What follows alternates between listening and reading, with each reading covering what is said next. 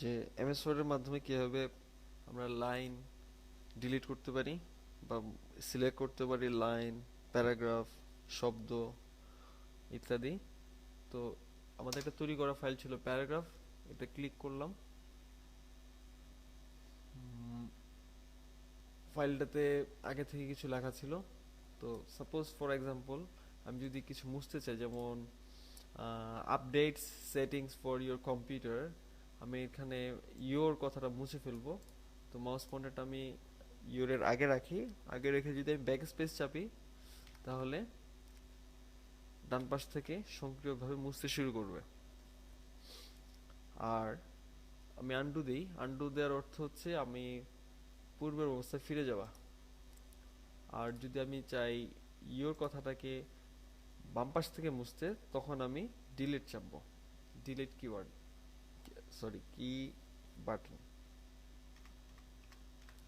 এভাবে আমি বুঝতে পারি। হাওয়েভার আবারও আন্ডু দিলাম, আন্ডু আন্ডু আন্ডু।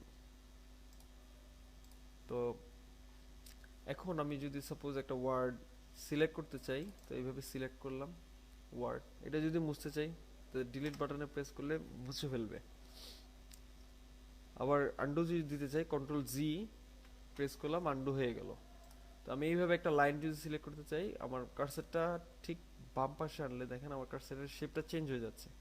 লাইন বরাবর এনে একটা ক্লিক করলাম, আমার লাইনটা সিলেক্ট করলো। আমি যদি এখানে একটা লাইন সিলেক্ট করতে চাই, এই লাইনটা, এখানে ক্লিক করলাম, উইন্ডোজ ফায়ারওয়াল লাইনটা সিলেক্ট হলো।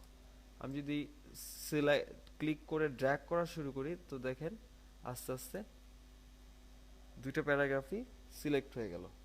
তো আমি এখন যদি মুছতে চাই, তো ডিলিট বাটন প্রেস করলাম, মুছে গেল। আবার যদি আনডু প্রেস করি, আবার চলে আসলো।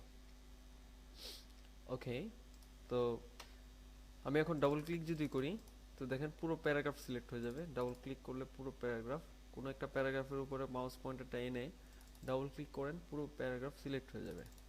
এখন আমি যদি